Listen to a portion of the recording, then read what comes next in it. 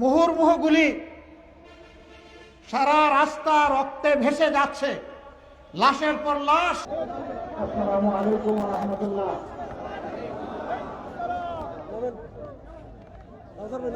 প্রান্তীয় রংপুরবাসী, আপনারা কেমন আছেন? আলহামদুলিল্লাহ রাব্বিল আলামিন। আমি মহান রবের শুকরিয়া আদায় করছি। আজকে জাতির এক গর্বিত সেনাপতির নামে তৈরি হওয়া এই চত্বরে আল্লাহ তাআলা মুক্ত পরিবেশে আপনাদের সামনে আমাকে হাজির হওয়ার তৌফিক দান করেছেন, আলহামদুলিল্লাহ। সাংবাদিক বন্ধুরা তাদের পেশাগত দায়িত্ব পালন করবেন, এই জন্য তাদের পিছনে যারা বসে আছেন তারা কষ্ট করে শুনবেন আর একটু ধৈর্য ধরবেন এবং তাদেরকে সহযোগিতা করবেন।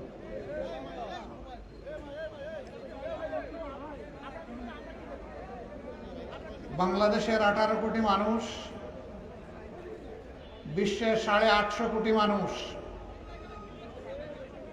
যার কাছ থেকে অনুপ্রেরণা পেয়েছে মানবতার মুক্তির জন্য লড়াইয়ের, ডানা মেলে বুক পেতে গুলি বরণ করার জন্য, সেই মানুষটি হচ্ছে আপনাদের গর্বের সন্তান, দেশ এবং জাতির শ্রেষ্ঠ বীর, আমাদের সন্তানতুল্য আবু সাঈদ। আবু সাঈদ এবং আবু সাঈদের পথ ধরে যারা জীবন বাজি রেখে ফ্যাসিবাদকে বাংলাদেশ থেকে বিদায় করার জন্য বাংলাদেশের প্রত্যেকটি ঘর থেকে যারা বের হয়ে এসেছিল, তারা সেদিন শহীদ হওয়ার নিয়ত করে এই ঘর থেকে বের হয়ে এসেছিল। হে শহীদেরা, হে বীরেরা, তোমরা বাংলার আসমানের তারা,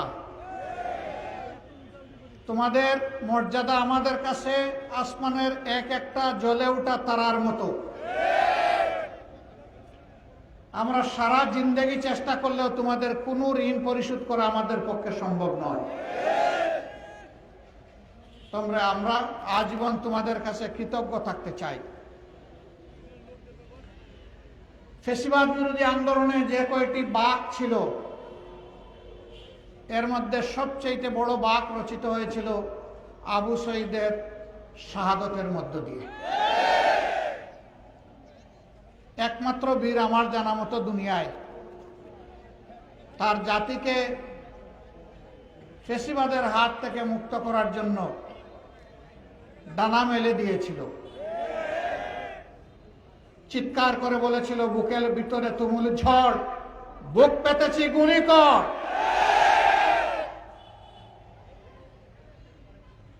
দেশের মানুষকে কলিজা দিয়ে ভালো না বাসলে গুলি বরণ করার এমন কলিজা মানুষের হয় না। অতি সাধারণ পরিবারের একটি সন্তান। আমরা সিদ্ধান্ত নিয়েছিলাম 8 তারিখে যে 9 তারিখ থেকে প্রত্যেকটি শহীদের বাড়িতে যাব ইনশাআল্লাহ। আমি যাব, আমার সঙ্গীরা যাবে, এবং আমরা শুরু করব আবু সাঈদকে দিয়ে। আল্লাহ তাআলার বড় মেহেরবানি, আল্লাহ তাআলা আবু সাঈদের মা বাবার সামনে হাজির হয়ে আমাদেরকে সালাম দেওয়ার তৌফিক দিয়েছিলেন। আমরা নিজেরা গর্বিত হতে এসেছিলাম, তাদেরকে গর্বিত করতে আসেনি। তারা গর্বের জায়গায় আল্লাহ তাদেরকে পৌঁছে দিয়েছেন, আলহামদুলিল্লাহ। এমন সন্তান সমস্ত মায়ের পেটে জন্ম নেয় না, প্রতি ঘরে প্রতি যুগেও হয় না, শতাব্দীতেও হয় না, সহস্রাব্দীতে এমন একটার মুখ দেখা কঠিন হয়। আপনারা ধন্য রংপুরবাসী, আল্লাহ তাআলা সেই গর্বের সন্তানটা আপনাদেরকে উপহার দিয়েছিলেন। আবু সাঈদ চলে গেছে, 18 কোটি মানুষকে জীবন দিয়ে গেছে তার জীবনের বিনিময়ে।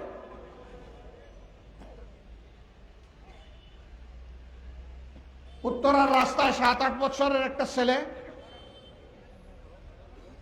3 তারিখ আগস্টের 3 তারিখ পুলিশের দিকে হাতে একটা ইটের টুকরা নিয়ে তেড়ে যাচ্ছে। যুবকরা তাকে জিজ্ঞেস করছে, এই ছেলে তুমি কি করছো? সে বলে, আমি কি করছি মানে? কয়, মুহুর্মুহু গুলি হচ্ছে, তুমি এই ছোট বাচ্চা এখানে আসছো কেন? ওই যে আমি আন্দোলন করতে আসছি। কেন তুমি আন্দোলন করবে? কয় যে ওরা আমার ভাইকে খুন করেছে। কে তোমার ভাইকে? বলে যে আবু সাইদ আমার ভাই। তোমার বাড়ি কি রংপুর? কয় না, আমার বাড়ি ঢাকা। তাহলে আবু সাইদ তোমার ভাই হয় কিভাবে? বলে যে জাতির জন্য লড়াই করে জীবন দিয়েছে সে আমার ভাই হবে না তো অন্য কেউ হবে? যুবকরা বলতেছে, বাবা তুমি সার্থক, তুমি চলে যাও, আন্দোলন আমরা করব। হাতে ঝাড়ি দিয়ে বলতেছে, ছাড়েন মিয়া, আপনার আন্দোলন আপনি করেন, আমার আন্দোলন আমাকে করতে দিন। এই স্পিরিট সে পেয়েছে আবু সাইদের রক্ত থেকে। আমি আবারও বলি, হে আবু সাইদ, তোমার ঋণ এই জাতির পক্ষে পরিশোধ করা সম্ভব নয়। আমাদের যে ১,৫-২ হাজার সন্তানকে হত্যা করা হয়েছে, আমরা তাদের সকলের কাছে ঋণী।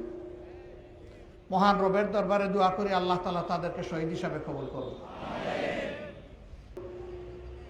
৪ তারিখে মানুষ খুন করে ঢাকার আশুলিয়ার রাস্তায় ট্রাকের উপরে লাশগুলাকে ছুঁড়ে মারা হলো। ট্রাকের উপরে লাশের স্তূপ হয়ে গেল, পেট্রোল ছিটিয়ে আগুন ধরে ছাই বানাই ফেলা হলো। তাদের লাশ কে কোথায় পাবে? একই দিনে রামপুরায় সারাদিন ইন্টারনেট বন্ধ করে খুন হওয়া মানুষগুলোকে গুম করে ফেলা হয়েছে। তাদের লাশ আমরা কোথায় পাবো? হে রব্বুল আলামিন, হে আল্লাহ, তুমি এদের পরিবারকে সান্ত্বনা দাও মাবুদ। সান্ত্বনা দেওয়ার কোনো ভাষা আমাদের কাছে নেই।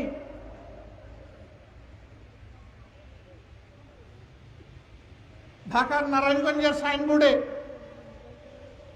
একজন যুবতী বোন তার কুলের বাচ্চা কুলে নিয়ে ওই দিনকার অবস্থা পর্যবেক্ষণ করছিলেন। আকাশের হেলিকপ্টার থেকে ছোড়া গুলি এসে তার বুক এফুড় উফুড় করে দেয়। 2 মাসের বাচ্চাটি তার বুক থেকে ধপাস করে পড়ে যায়। তিনি রাস্তায় এসেছেন, আহত এক লোকের পর আরেক লোক টানা হচ্ছে। সবাই মিলে বলল, মা এই কি কাজ করলেন আপনি? বলে, কি কাজ করলাম? ওই যে বুকের শিশু কোলে নিয়ে আপনি এখানে চলে এসেছেন। কয়, আসছি তো, বুঝে শুনেই আসছি। কই যে অবুজ শিশুকে এইভাবে নিয়ে আসতে হয় এইগুলির মুখে?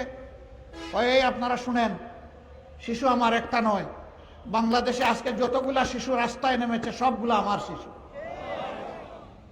আমি ওই শিশুদের সাথে সংহতি প্রকাশ করতে এসেছি। কই গুলি এসে যদি আপনাকে শেষ করে দেয়, কই যে সন্তান কুলে নিয়ে আমিও শহীদ হয়ে যাব। আলহামদুলিল্লাহ, আল্লাহ তাআলা এই সন্তানও আমাদেরকে দিয়েছেন, এই মা আমাদেরকে দিয়েছেন। 90 বছরের বৃদ্ধরাও সমান তালে যুবকদের সাথে যুদ্ধ করেছেন, তাদেরকেও আমাদেরকে দিয়েছেন। সুতরাং এই জাতি একটা বীরের জাতি, আলহামদুলিল্লাহ। আমি আল্লাহ শুকরিয়া আদায় করি, হে রাব্বুল আলামিন, তুমি বাংলাদেশের মায়েদের পেটে তুমি বেশি বেশি করে বীরের জন্ম দাও। একটা চুরও যেন আর জন্ম না নেয়। যারা জাতির সম্পদ চুরি করে বিদেশে পাচার করবে, ওই রকম কুসন্তান থেকে এই জাতিকে আল্লাহ তুমি হেফাজত করো। এই সব কিছুর সমাধান তো হতে হবে।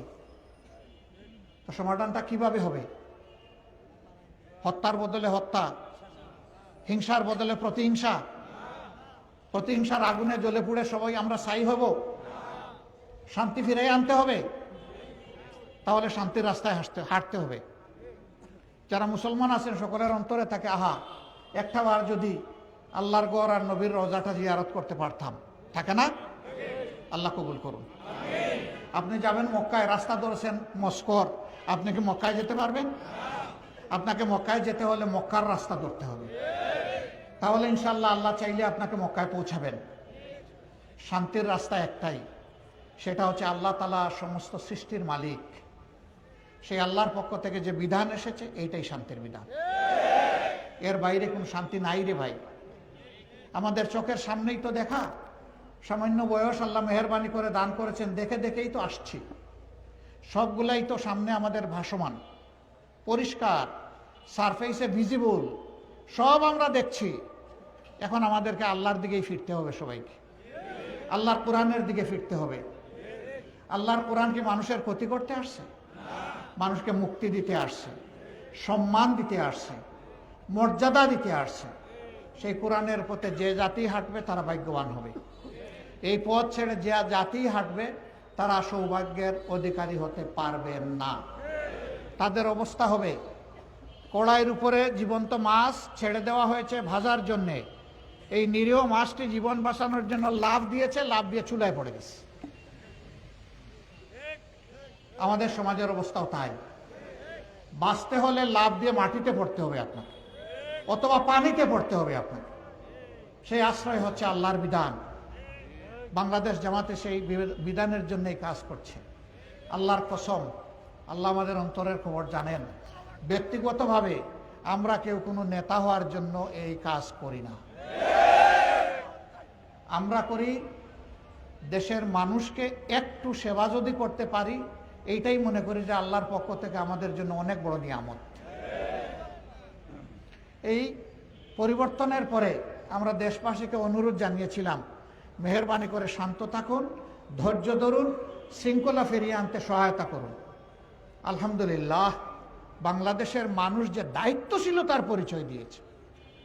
দগদগে ঘা, খত, শহীদের লাশ, চতুর্দিকে রক্ত তখনও তাজা ভাসছে, হাসপাতালের মর্গগুলো লাশের স্তূপ। সেই অবস্থায় দেখা গেল না, কোথাও কারো জীবনের উপরে হাত দিচ্ছে না, ইজ্জতের উপরে হাত দিচ্ছে না, সম্পদের উপরে হাত দিচ্ছে না। বাংলাদেশের মানুষ দায়িত্বশীলতার পরিচয় দিয়েছে। যারা বিদায় নিয়েছেন তারা বলেছিলেন এই দল যদি ক্ষমতা থেকে চলে যায় তাহলে 2 দিনে 5 লক্ষ মানুষকে খুন করা হবে। বাংলাদেশের 5 লক্ষ মানুষ খুন হয়েছে? 5 তারিখ, 6 তারিখ, 7 তারিখ হয় নাই। কেন হয় নাই? তারা খুনি হতে পারেন, কিন্তু এই জাতি খুনি নয়। এই জাতির জ্ঞান আছে, এই জাতির মানুষ তার দেশকে, তার মাটিকে, তার মানুষকে ভালোবাসে, সম্মান করে। তারা তো চেয়েছিলেন লক্ষ লক্ষ মানুষ খুন করে হলেও তারা তাদের গদিটা টিকিয়ে রাখবেন। আল্লাহ তাআলার ভাষা বলে আমি বিদায় নিচ্ছি।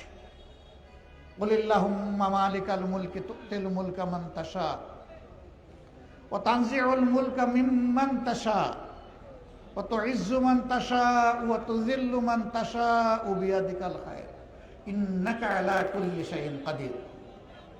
আল্লাহ তাআলা বলছেন ক্ষমতা দেওয়ারও মালিক আল্লাহ, আর জালিম হলে কেড়ে নেওয়ার মালিকও আল্লাহ। সম্মান দেওয়ারও মালিক আল্লাহ, সম্মান কেড়ে নেওয়ার মালিকও আল্লাহ। রাজনীতি যারা করেন তাদের কাছে আমার বিনীত অনুরোধ, ভাই, বন্ধু, সন্তান, দুস্থ, মেহেরবানি করে শহীদের রক্তের প্রতি সম্মান দেখান। ত্যাগী, আমাদের আহত, আমাদের পঙ্গু ভাই বোনদের প্রতি সম্মান দেখান। সমাজ বিরোধী কোনো কাজ করবেন না মেহেরবানি করে। চাঁদাবাজি মেহেরবানি করে করবেন না। দখল বাণিজ্য করবেন না। মানুষের উপর জুলুম করবেন না। মামলা বাণিজ্য করবেন না। ঘুষখুরি করবেন না। মেহেরবানি করে ছেড়ে দেন। আল্লাহ আপনাদের ইজ্জত বাড়ায় দেবেন। আল্লাহ আপনাদের রিজেকেও বরকত দিবেন। আল্লাহ আপনাদের হায়াতেও বরকত দিবেন। আর যদি এগুলো অব্যাহত রাখেন তাহলে জেনে রাখুন, আমরা শহীদদের রক্ত ছুঁয়ে শপথ নিয়েছি, এই জঞ্জালগুলা সমাজ থেকে নিশ্চিহ্ন না হওয়া পর্যন্ত আমাদের লড়াই অব্যাহত থাকবে। আমাদের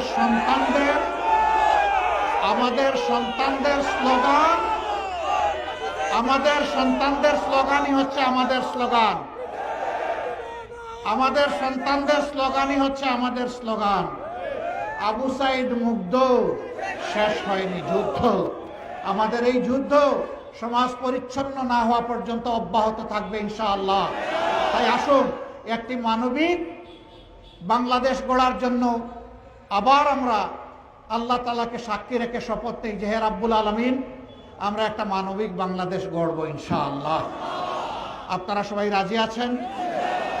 এই কাজে জামাতে ইসলামীকে যদি দেখেন জামাত পথে আছে, সঠিক পথে আছে, মেহরবানি করে আপনারা আমাদেরকে একটু ভালোবাসবেন, একটু দোয়া দিবেন, পরামর্শ দিবেন, অন্যায় করলে সমালোচনা করবেন এবং যথাযথ ক্ষেত্রে পরস্পরকে সহযোগিতা করবেন। আমরা এই জাতিকে ঐক্যবদ্ধ দেখতে চাই, আর টুকরা টুকরা জাতি দেখতে চাই না। সারা জাতি ঐক্যবদ্ধ হয়ে ইনশাআল্লাহ আগামীর সকল চ্যালেঞ্জ এবং ষড়যন্ত্র মহান আল্লাহর উপর ভরসা করে আমরা মোকাবেলা করব। এখানে ছাত্র যুব সমাজ তোমরা যারা আছো, তোমরা আমাকে মেহরবানি করে বুড়া মনে করবে না, আমিও কিন্তু যুবক।